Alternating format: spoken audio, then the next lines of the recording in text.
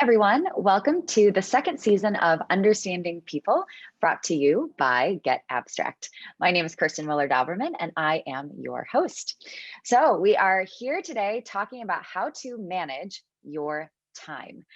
This second season, we've been focusing on really practical tools from our authors and experts that we have as guests on how to help you understand yourself and your work mode, how to understand others better, and kind of use the chaos and uncertainty that's been brought about by the changes in all of our lives due to the pandemic, use them as opportunities for growth. That's what we're all about. So with me today is Jeff Haden, as you can see on the other side of the screen there. He is an author of The Motivation Myth, which is on Get Abstract as a part of our library, and is really, really excellent. He's also a contributing editor at Inc. magazine. He's a keynote speaker, a LinkedIn influencer, and the ghostwriter of numerous books. So Jeff, welcome to the show. Well, thank you for having me. It is my pleasure.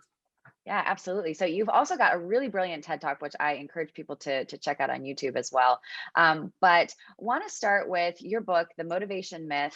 I normally ask authors, what was your motivation to write the book? But as we'll see, you kind of myth bust that whole term. So I will ask you instead, what led you to write this book in the first place? I'll try to be brief. So because of, especially for writing for Inc. and doing a lot of speaking, I meet a lot of people who say, I have lots of goals, I have lots of dreams, I can't seem to get started, I can't seem to find that lightning bolt of motivation that will get me over the hump to get me going. So then I contrast that with a bunch of people, really successful people that I've spoken with as a part of what I do. And not a one of them ever talks about that lightning bolt moment that set them on their course. Like Venus Williams said, I just wanted to get better at tennis. They all had an interest, and then they pursued it. And in the process of doing so, they got better. That felt good. That motivated them to keep going. And they created this little virtual cycle of motivation where every day they got a little motivation from effort, not from some external source. And so I thought, okay, we've got all these people who feel stuck and are waiting for motivation. And then we have these people that are successful who let motivation be the result of a process, not the driver of a process. And so that really was the foundation of it, because if you wait for motivation to come to you, you will wait a long time. But if you have an interest and get started, then a little success will give you the motivation to keep going. I love that. And it does apply to both big goals and small ones, very practical ones. And sometimes the smallest things in our work or home life are the hardest things to change. And one that just keeps coming up, especially as we started to a new year and people have resolutions of things they want to accomplish or change. And one thing that always frequently comes up, especially for organizing the home office, is how do I manage my time better, and finding the motivation to get started to do that. But you're saying, it's not about the spark to get you going. It's about the small steps in the process. So one of the things you talk about the book that I'd like to ask you to explain a little more is that focus on the small steps, especially when it comes to something, a decision like, how do I manage my time better? Why are the small steps most important?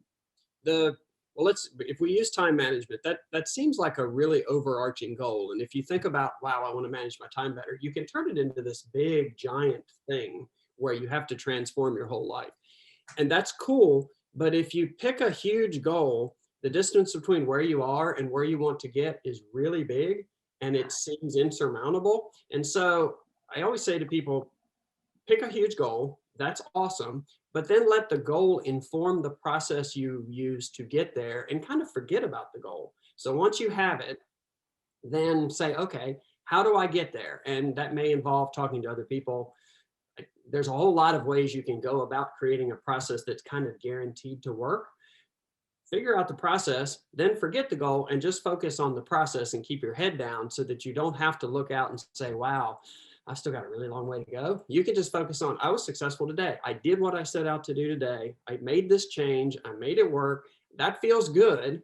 Tomorrow, I'm ready to go again because I feel good about today. But if you compare yourself from today to where you want to get, it's demotivating because it's too daggone far. So goals should inform processes, and that is their real value, not just this poster to put on the wall to say, oh, I'm going to keep my eyes laser focused on the goal. Because if you look at it too long, it's too big and you can't get there.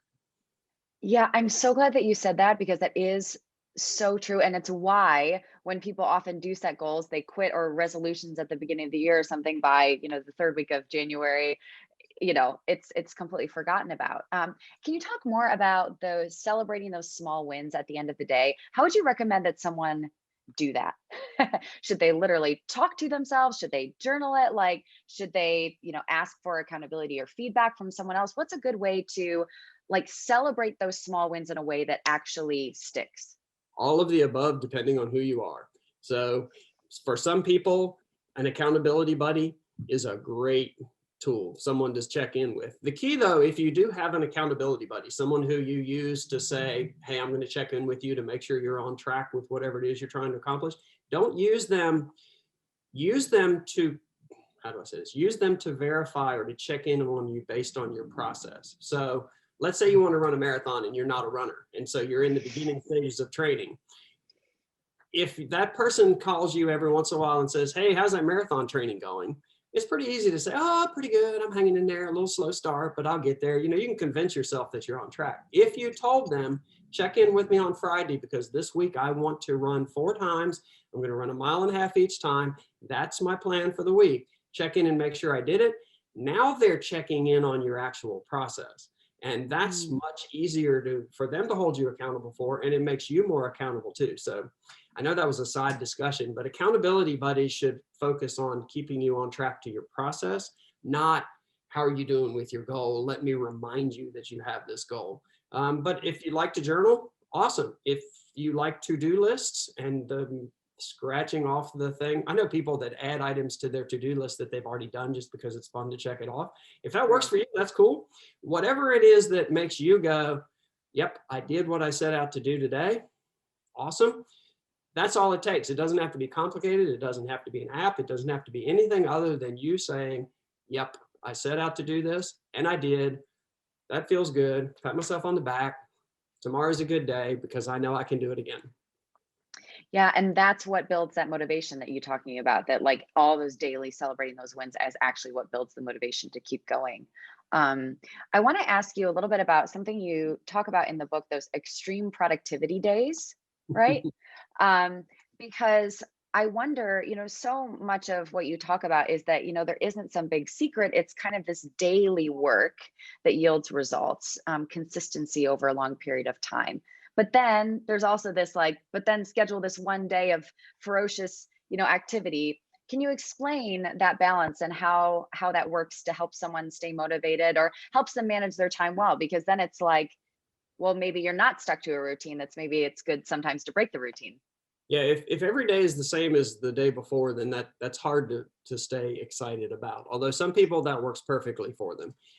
My extreme productivity day is where you have some kind of task that you can get done if you put 10 or 12 hours into it, and that's what you do. And it's been nagging at you and dribbling at it an hour here, a half hour there, it just doesn't seem to work.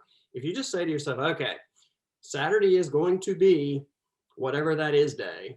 I'm going to Marie Kondo my house day. I don't know. If that's going to be the day, then you actually plan for it and you set things up and you tell people, okay, I'm not available today because I'm doing this. You do all the prep work you can so that when that day comes, you hit the ground running and you say, and I'm not quitting until I am done.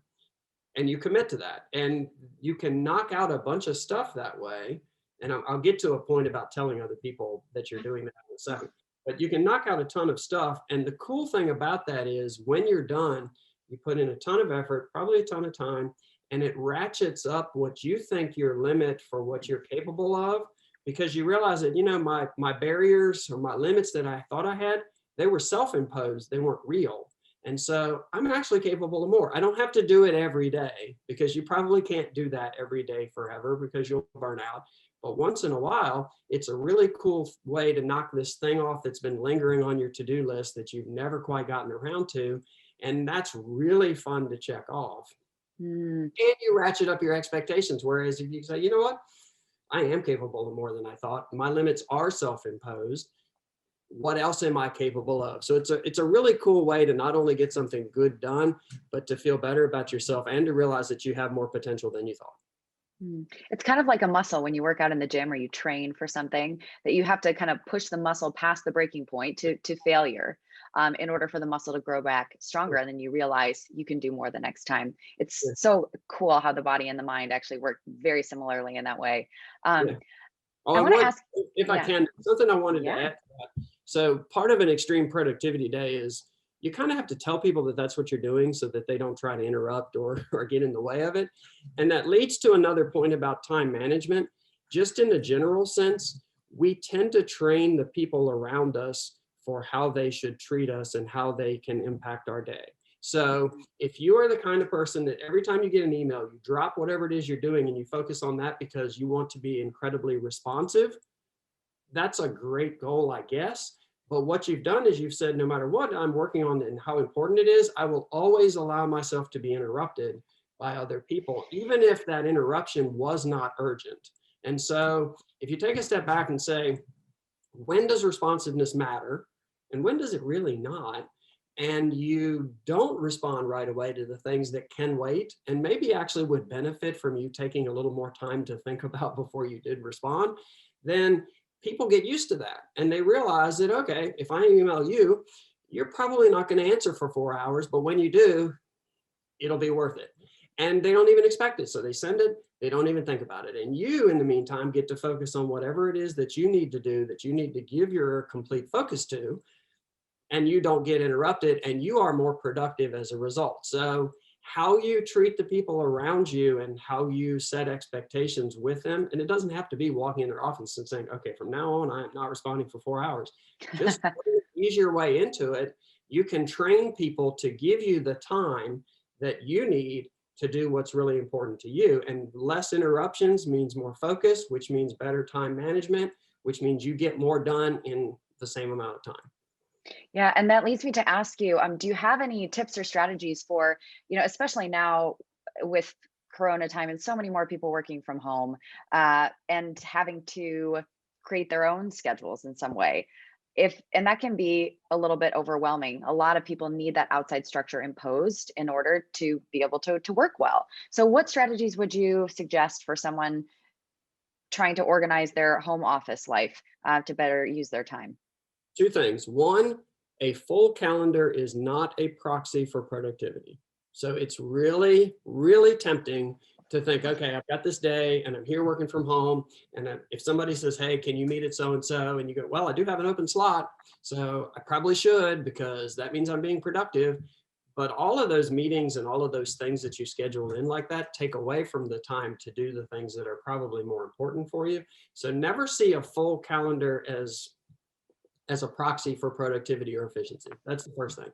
Then the other is, then since you have those gaps and hopefully you've created them, to actively schedule in that time, not meetings or calls with other people, but what you need to accomplish in that period of time. So most Yeah. people tend to use a calendar for appointments, but maybe what your calendar should be is from 9 to 11, I am going to do X. Like I personally am going to work on X, whatever that is.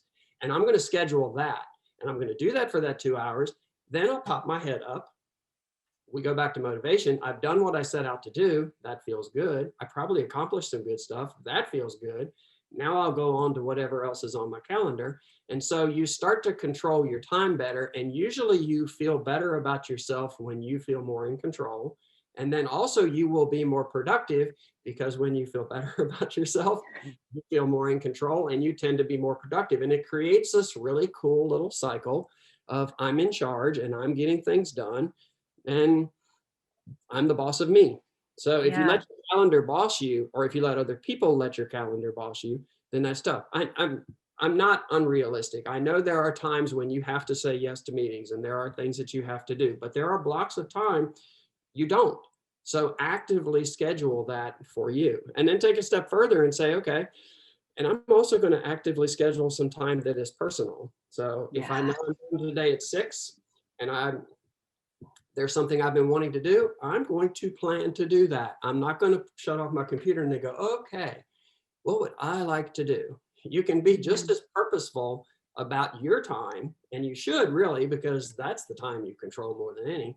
You can be just as purposeful about that as you can your work time. And people get confused and say, okay, I have to schedule my work time, but then my personal life is free. But if there are things that are important to you, plan them. Why wouldn't you? Yeah. Yeah. And I would totally two thumbs up that as well. It's something that we have done, that my husband and I have done, is scheduled more leisure time activities and dinners and things and put them on the calendar.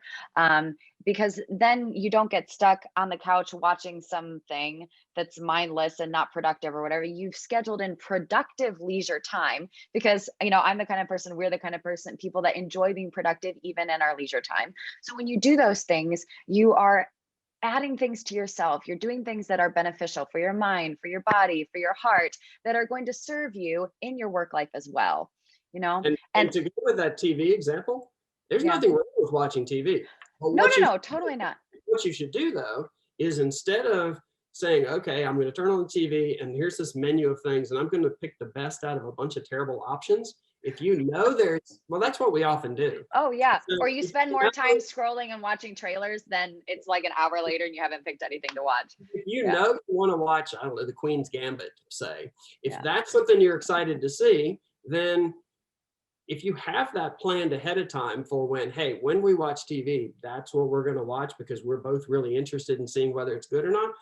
Well, that's productive because it's something you actively chose that you wanted to do, as opposed to passively accepting whatever mediocre thing happens to come your way. So that whole idea of scheduling your personal time, it doesn't have to feel like it's work. It actually Yeah. should feel exciting because you're saying, what do I really like to do? I'm going to make sure I get to do as much of that as I can by planning for it. Yeah, I love that. That's so good. So just a few more questions I have for you. One is, I would like for you to speak to the person maybe who's listening to this as a leader, or a real overachiever perhaps. And the idea of, you talk about delegation as something that helps with time management and productivity in your book. That the idea of delegating tasks is absolutely terrifying.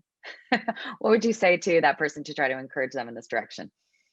Um, yeah, we are all tempted to think that if it is to be, it is up to me, and that the only person that can do it well is going to be me. And so giving it to somebody else. So if you can flip that around though and say, if you are in a leadership position, your job, one of your primary jobs is to develop the people that work for you so that they can reach positions that they hopefully would someday like to reach.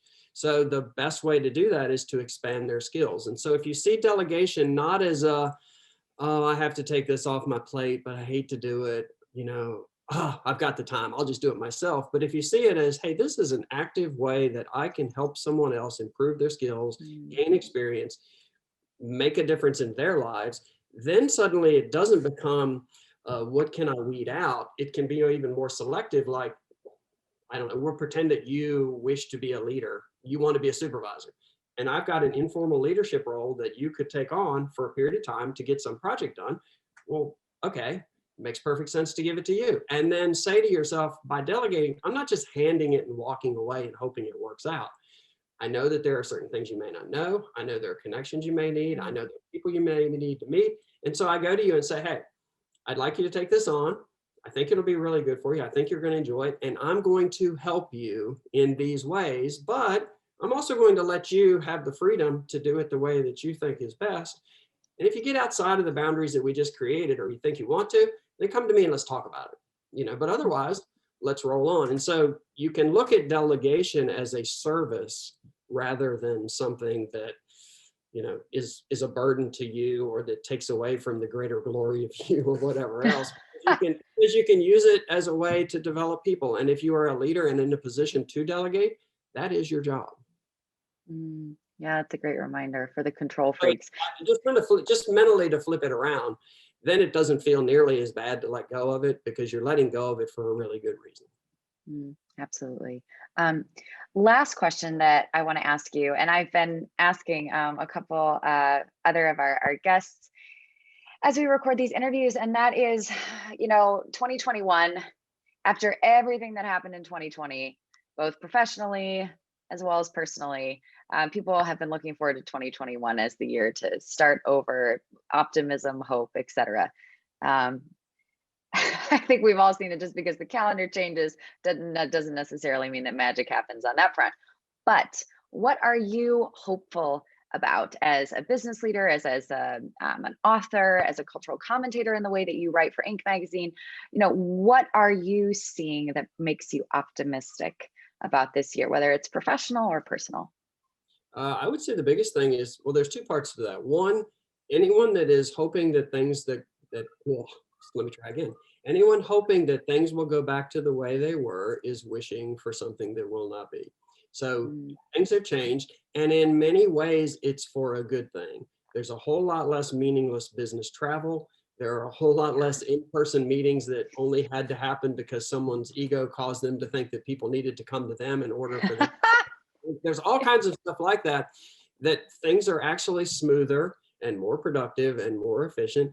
And so, and the more people I talk to, especially entrepreneurs who tend to be kind of on the leading edge of change anyway, if nothing else, because they don't have that organizational inertia that sort of holds them back, mm, they're finding ways to make positive out of what seems like negative, which is really, at its core, what life is anyway. You take a set of circumstances and you say, okay, what can I change? What can I make better? Where are the opportunities within this for me to do something different or better or unique? How can I make this work better for me personally, not just professionally, but also personally? So I think more and more people are looking around and saying, okay, this does kind of suck, but there are opportunities here for me to find positives in it that can make my life better longer term. And then when things do go back to some other sort of normal, maybe things will actually be better in some ways because of things that people learned about how to work and interact and communicate through this time. yeah, absolutely. I completely agree. I think that's a great thing to point out. And I hope that I think, and I know that it will resonate with so many people who are watching this. Jeff, thank you so much for your very valuable time. We appreciate your wisdom and sharing all that you did with us. And I just encourage everyone to read our abstract of the motivation myth on Get Abstract, and of course buy the book, read the whole thing. I have no doubt that it will be very beneficial for you wherever you may be, and professionally, personally, will really be a wonderful tool for success. Jeff, thanks so much. Well, thank you. Thank you for having me. It was my pleasure. Yeah, and thank all of you so much for watching. We'll see you next time for another episode of Understanding People Season 2 coming up very soon. If you heard something that you'd like to share, of course, we would love for you to do that. So you can share this video from our YouTube channel, Get Abstract's YouTube channel, from Vimeo, the journal, getabstract.com, anywhere on social media. Feel free to share. We hope that this was wonderful for you, uplifting and edifying, and we will see you again very soon. All right, have a wonderful day. Bye.